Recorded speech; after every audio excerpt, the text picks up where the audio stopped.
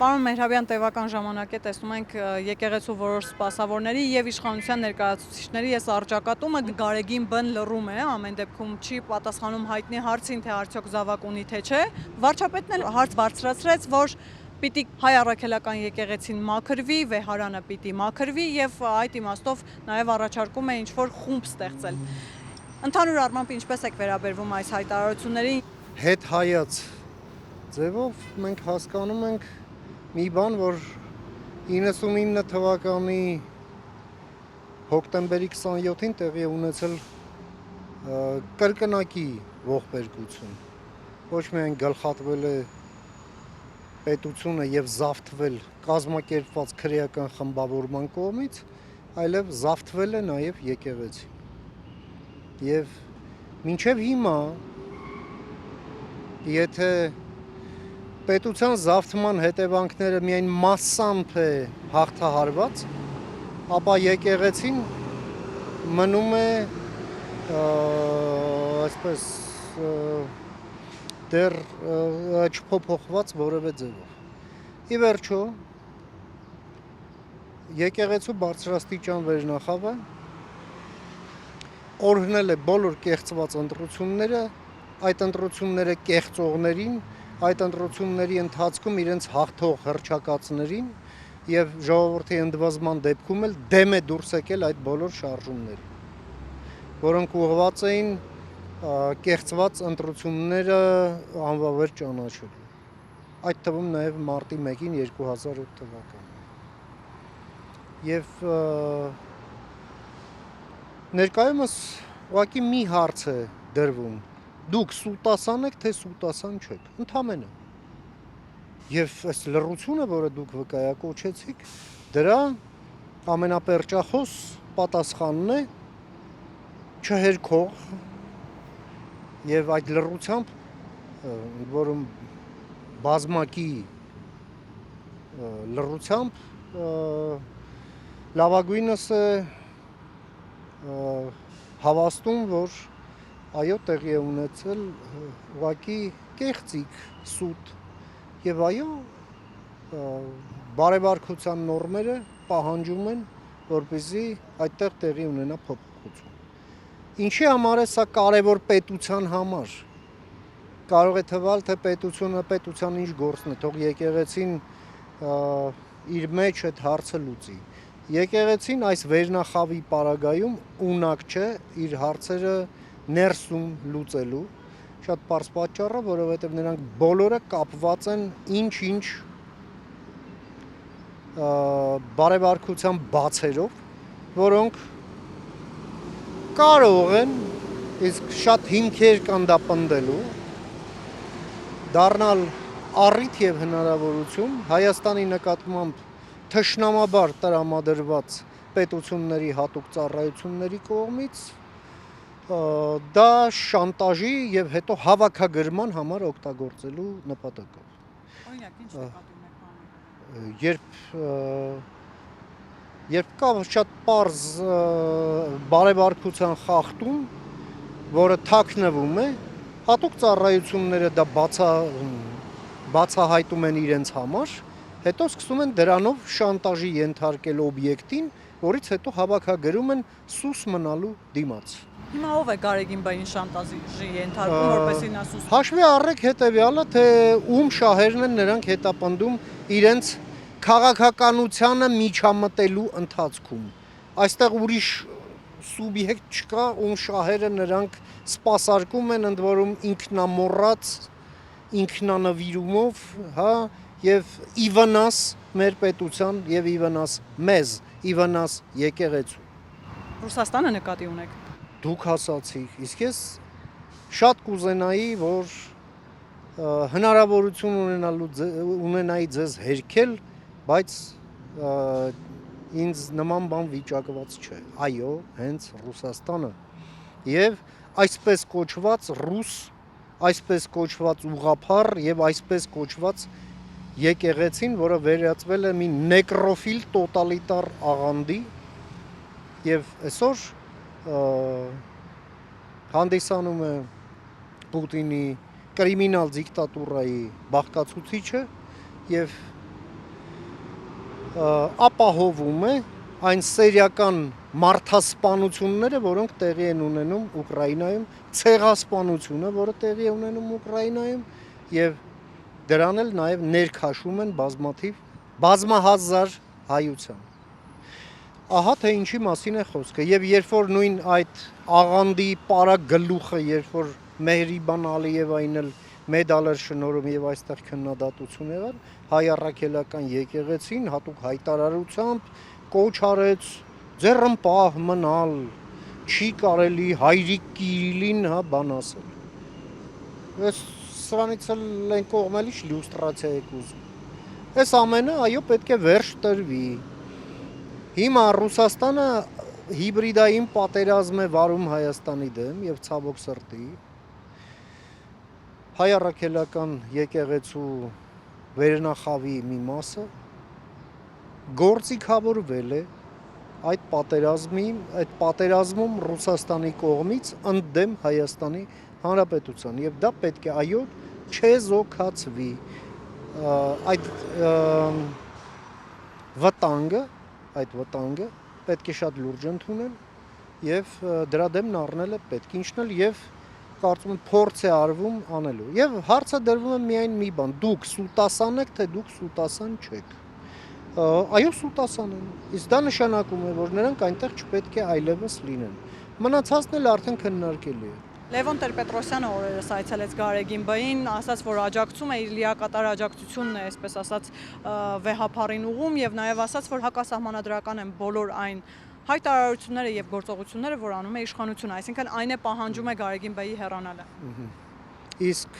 իհարկե շատ ցավալի է, նույնիսկ խայտառակություն է սա, որ առաջին նախագահը այս բախումից վերև իրեն չդիրքավորեց այլ դարձավ այս բախման կողմերից մեկի պաշտպանը, ընդ որում հայտնվելով պատմության սխալ կողմում։ Սա շատ եւ շատ ցավալի է։ Երկրորդը հարցեր են առաջանում այստեղ, իսկ հակասահմանադրականներ այդ կեղծված ընտրությունների օրհնությունները, կեղծողների օրհնությունները դրա դեմ ընդվզումների դատապարտումները դրանք սահմանադրական էին սահմանադրական էր երբ որ հավաքվում էին եւ պահանջում էին ժողովրդի կողմից ընտրված իշխանության հրաժարական սահմանադրական է երբ մի սառեցվածը կաթողիկոսի օրհնությամբ թրև է գալիս փողոցներում եւ ինչ որ զառանցանքով լցնում փողոցները ել չեմ ասում զանգվածային անկարգություններ հրահրում Դա է սահմանադրական, բայց դրա մասին խոսելը հակասահմանադրական է։ Հիանալի տրամաբանություն։ Հիմա էլ եկեղեցին եւ եկեղեցու որոշ սպասավորներ պահանջում Նիկոլ Փաշինյանի հրաժարականը, անգամ իմպիչմենտի գործընթացում որոշ մարդիկ առաջարկում էին Գարեգին Բ-ի տեխնացությունը։ Այս ամեն ինչը ինչի համատեքստում եք դիտարկում։ Ռուսաստանի կողմից Հայաստանի դեմ տարվող հիբրիդային պատերազմի համատեքստում։ Հիբրիդային պատերազմը նոր թափ է ստանալու այս նոր կուրատորի օրոք, որում թե Մոլդովայում, թե Հայաստանում, Մոլդովայում ընտրություններն աշնանն են մեր մոտ գարնանը, Ռուսաստանն իր նպատակները չի թաքցնում, հասնել իշխանության փոփոխության եւ այս ողջ աղբը միավորվել է այդ գեր նպատակի շուրջը, իրենց հայրիկի գեր նպատակի շուրջը, իրենք էլ որ կից շահառու լինեն, մանր շահառուներ, մանր բաժնետերերի կարգավիճակով։ Ահա այս ողջ պերճանքը եւ թշվառությունը այս ամեն ինչ։ Եկեղեցականները որոշ հիմա ինչի շահառու են, ում շահն են պաշտպանում, ում շահն են փորձում առաջ տանել եւ դրանից օրինակ Հայաստանի Հանրապետությունը տուժում է թե հակառակը։ Իհարկե տուժում է։ Եկեղեցին է տուժում, հանրապետությունն է տուժում, հասարակությունն է տուժում, ամեն ինչն է տուժում սրանից։ Եվ այո, պետք է այս թարախապալարը այո, պետք է կտրվի եւ առողջացվի։ Պարոն Մերհաբյան, դուք ինչպես եք այդ գործընթացը տեսնում։ Օրինակ վարչապետը հայտարարեց, որ պետք է հանրային խորհուրդ ձևավորվի, որոնք կզբաղվեն վեհարանը մաքրելու այս գործընթացով, բայց ամեն դեպքում ըստ ձեզ Գարեգին Բ-ն պիտի հեռանա թե ոչ եւ կհեռանա արդյոք թե ոչ։ Ես չեմ ուզում դեպքերից առաջ ընկնել ու կանխատեսումներ անել այստեղ, բայց ի վերջո այդ հարցը լուծում է պետք եւ եկեղեցին դա հետևորդներն են։ Եկեղեցի ինչ է նշանակում հունարենից, հա, էկլեսիա, ժողով, իսկ հոգևորականները սպասավորներն են եկեղեցու։ Հետևորդներին եկեղեցու, որոնք հենց եկեղեցին են, նրանք այո պետք է հաշվետու լինեն իրենց արածի եւ չարածի համար։ Հիմա այլ է հարցը, թե ինչ մեխանիզմով։ Սա էլ քննարկելու հարց է, դե պատվիրակություն կլինի այդ հարցերն էլ կքննարկի։ Պարոն Մեհրաբյան, բայց շատ հետաքրքիր է, որ օրինակ Տեր Ասողիկը, երբ որ անդրադարձավ վարչապետի հայտարարություններին, ասաց, որ պետական մակարդակով ահաբեկչություն է պատրաստվում եկեղեցու վրա, խոսում են ահաբեկչական ակտերի մասին, ասում են ինչու եք սրբության սրբոց Մայր Էջմիածնի վրա հարձակվում, ուզում եք արյուն։ Այս ամենը իրականության հետ կապ չունի։ Ինչ արյան մասին է խոսքը։ Արյան թափողների օրհնողները դուք եք, կաթողիկոսի եղբայրներ տերորիստ օրհնում Մոսկվայում, բացեի բաց, մարդասպանի սերիական Ուկրաինա ուղարկելուց առաջ, դրանից խոսացեք։ Հետո այդ նույն տերորիստն էլ այստեղ խումբ էր ուղարկել տերորիստական ակտ գործելու, որոնց չեզոքացրեց ազգային անվտանգության ծառայությունը։ Բա դրանից խոսեք։ Հետո երբ որ կրիմինալ ռազմորկայի ընթացքում դրեցին, պայթացրեցին Մոսկվայում, ինչ ասաց կաթողիկոսի եղբայրը, սա հանցագործություն է մարդկության դեմ։ Չէ՞ հա։ Բա դրանից խոսացեք, ինչ արյուն, ով է արյունով ինչ արյան մասին է խոսքը։ Էլ չեմ ասում, արյան մասին ով է խոսում։ Մի փեդի գլուխ դաշնակ, որը մի քանի քրեական գործերով ժամանակին անցել էր էլի համանման։ Հոկտեմբերի 27-ը կոչվում է Պորտկում։ Կարող է լինի, ինչն է ասում։ Քշի տանի։ Բա որ հանկարծ մի տենց քո ասած Պորտկումն եղավ եւ ոտերը ջարդվեցին արդյունքում։ Բայց ժամանակ ինչ ես խոսելու։ Պորտկում է։ Չգիտես որ կողմ կը Պորտ կա։ Խելոք պահի քեզ։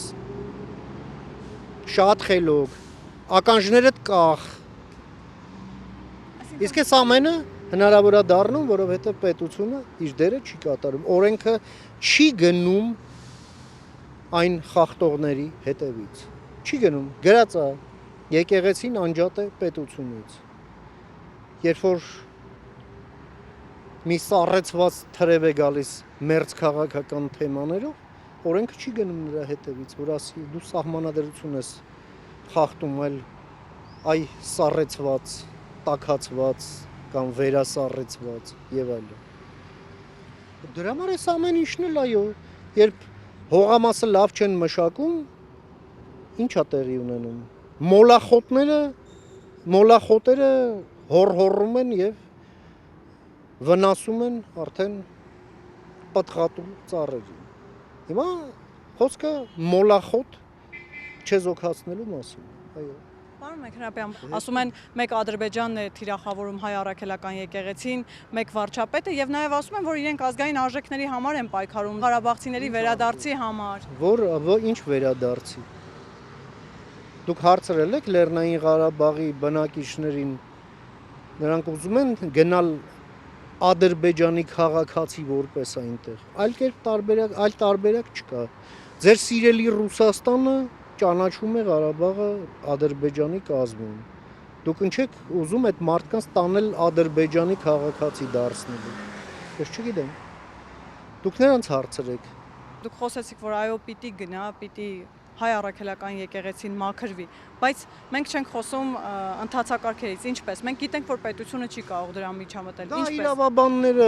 Իրավաբանները պետք է զբաղվեն դրանով, չէ, պետությունը չի զբաղվելու դրանով զբաղվելու են հետևորդները, որոնք եկեղեցին են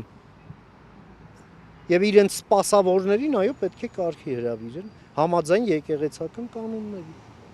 որոնք նրանք կոպտորեն խախտել են եւ թաքցրել։ Եվ էլ եմ ասում, ամբողջ հարցը ստեղ մեկն է։ Դուք սուտասան եք թե չէ։ Վերջ։ Միայն այս հարցն է։ Ֆորմալ առումով այո, բայց հարցերը շատ են, որի մասին մենք խոսեցինք։ Եվ պարոն Մեհրաբյան, քանի որ ձեր խոսքում մի քանի անգամ նշեցիք, որ եկեղեցին անգամ անձամբ Գարեգին բն օրհնել է բոլոր նախկիններին, ովքեր ընտրակեղծիքով եկել են իշխանության, ինչ սպասել 2026 թվականի խորհրդարանական ընտրություններին ընդառաջ։ Սա լինելու է բավականին ծանր ընտրություններ Ռուսաստանի կողմից տարվող հիբրիդային պատերազմի պայմաններում, որին պետք է ինստիտուցիոնալ ձևով դիմագրավել եւ պաշտպանել Հայաստանի ժողովրդավարությունը։ Ռումինիայի փորձը ցույց տվեց, որ դա հնարավոր է, բայց դա հնարավոր է մի ձևով՝